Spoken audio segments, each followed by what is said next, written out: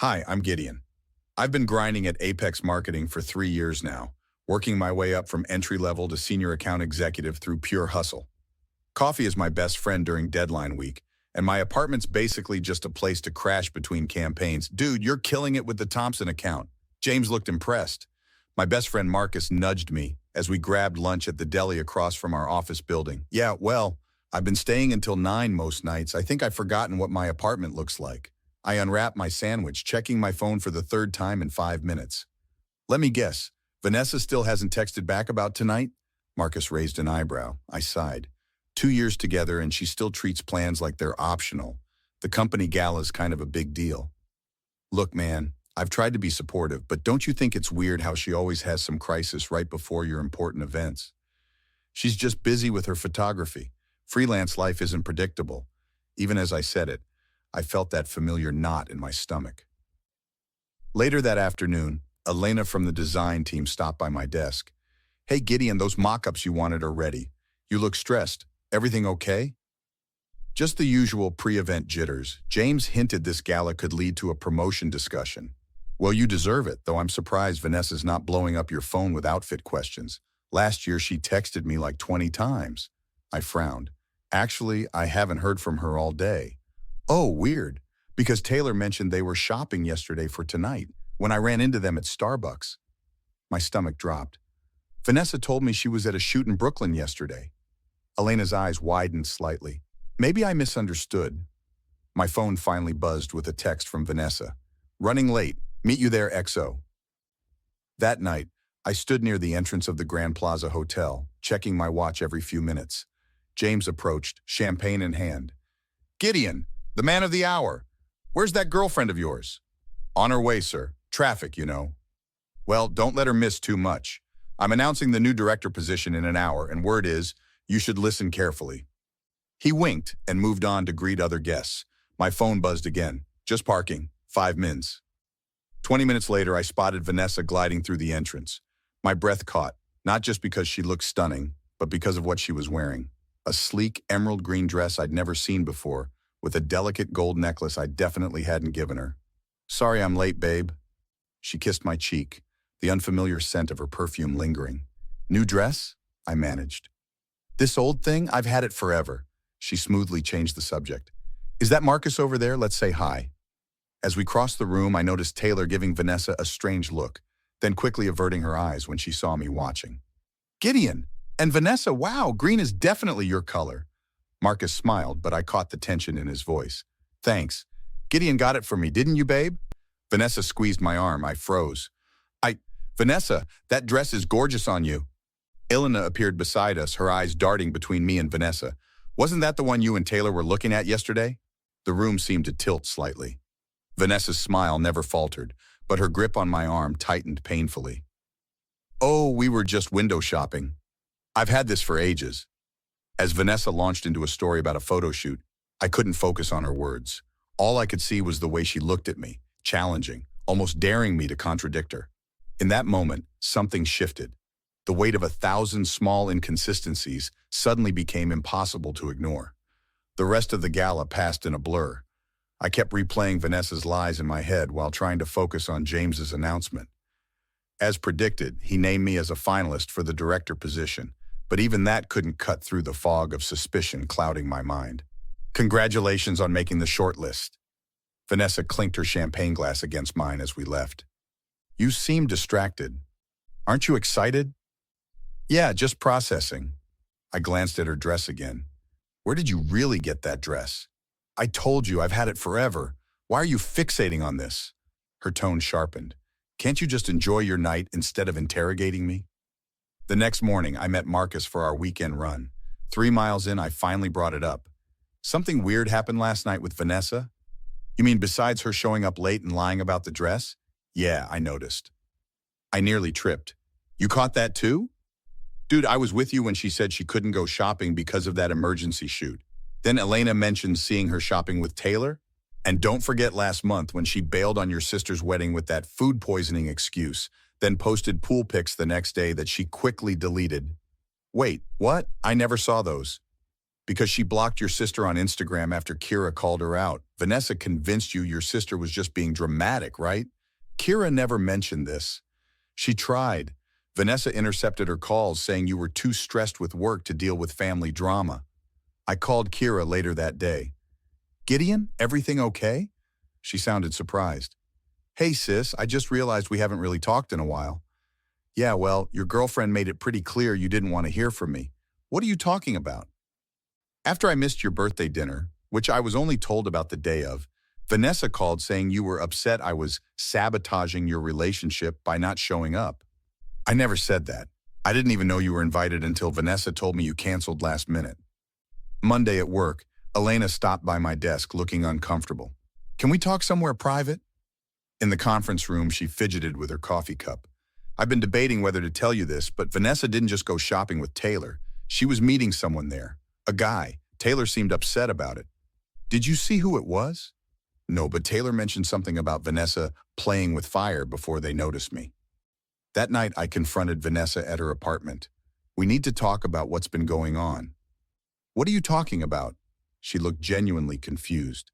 The lies, Vanessa, the dress, blocking my sister, the mysterious shopping trip. Her expression shifted from confusion to anger. Are you spying on me? Having your work friends follow me around? No one's following you. Elena happened to see you.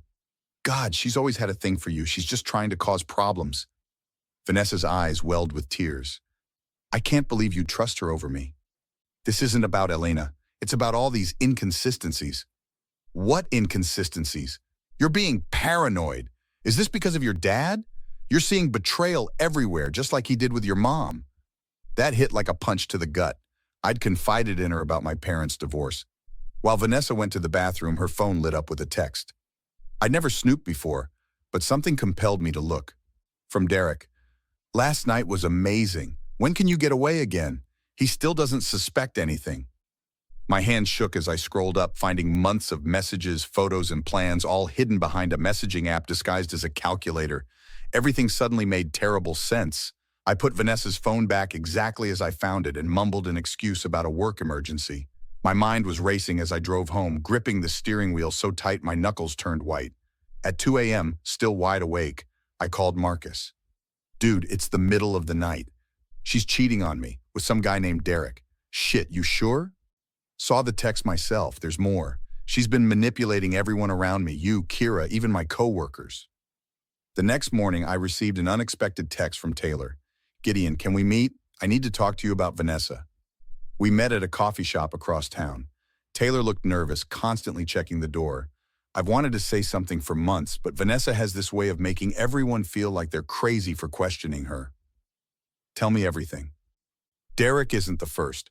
There was Jason last summer during your family reunion weekend, and she's been telling everyone you're controlling and jealous, so if you ever caught on, no one would believe you.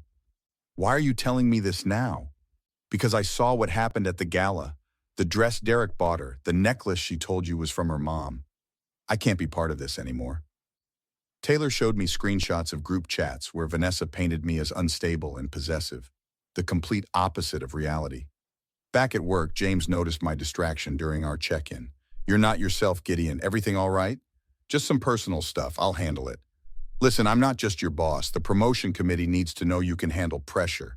My girlfriend's been cheating on me and turned all my relationships into a psychological minefield. James blinked. Damn, that's rough. Take tomorrow off. Clear your head. I appreciate it, but I'd rather stay busy. For the next week, I created distance from Vanessa while documenting everything. I recorded our calls where she twisted my words, saved texts where she contradicted earlier lies, and collected statements from friends. Vanessa sensed something was off and ramped up her tactics. Surprise visits. Tearful calls about imaginary emergencies, even showing up at my office with lunch. You've been so distant lately. Are you mad at me? She perched on my desk, deliberately speaking loud enough for Elena to hear. Just busy with the Thompson project. You're always busy lately. Is there someone else? Just tell me the truth. That night she called sobbing about a break-in at her apartment. I'm so scared, Gideon. Please come over. I rushed over to find her perfectly fine, apartment untouched, wine already poured. There was no break-in, was there? What? No, I said my sink was leaking. Are you not listening to me anymore? I checked my call log and played the recording, her voice clearly saying, "Someone broke into my apartment." "Why would you record our calls? Do you not trust me?" I think we both know the answer to that. Her face transformed from shock to calculated anger. "This is exactly what I told Taylor about. Your paranoia, your need to control everything." "Interesting you mentioned Taylor. We had coffee the other day." A flash of panic crossed Vanessa's face. "So you are seeing someone behind my back." "Stop. Just stop. I know about Derek and Jason. I know about the lies you've told everyone about me. They're not lies if they're coming true right now." She grabbed her phone. "Maybe I should record this. Show everyone what you're really like when we're alone." That's when I made my decision. This wouldn't end with a private conversation.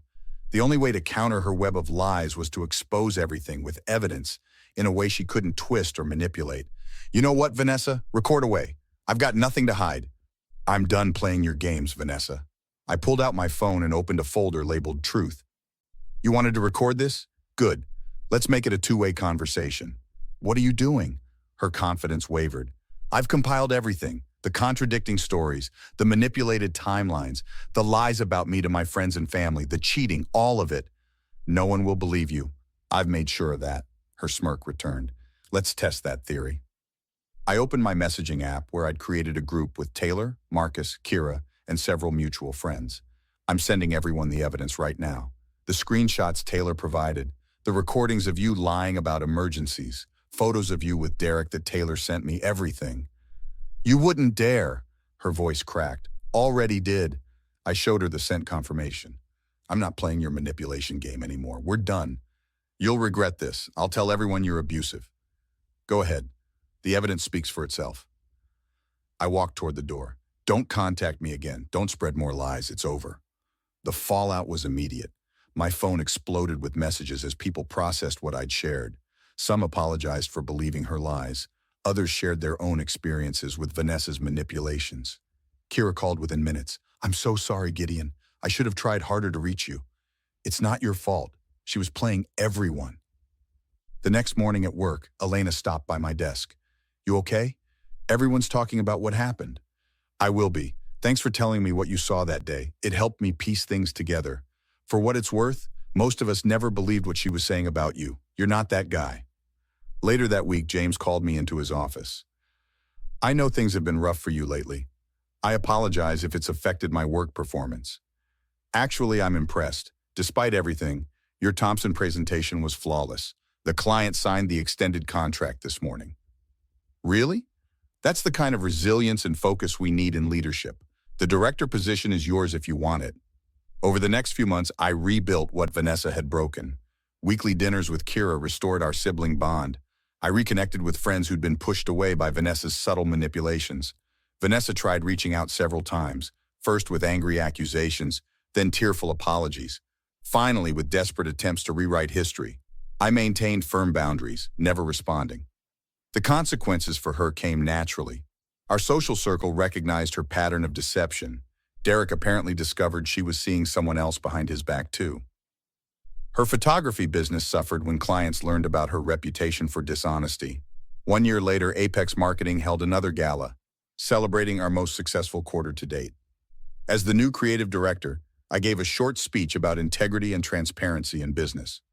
"Quite the difference from last year," Marcus commented afterward, "in more ways than one." "Have you heard? Vanessa moved to Chicago. Apparently she burned too many bridges here." Can't say I'm surprised. I felt no satisfaction or anger, just peaceful indifference. "Gideon!" James approached with a woman I recognized from our client meetings. "Have you formally met Rachel from Thompson Industries? She's their new marketing liaison. We've emailed but never in person. Nice to finally meet you." "Likewise, your campaign ideas have been refreshingly straightforward. No games, no manipulation, just solid strategy. I've learned the value of authenticity. I didn't need revenge.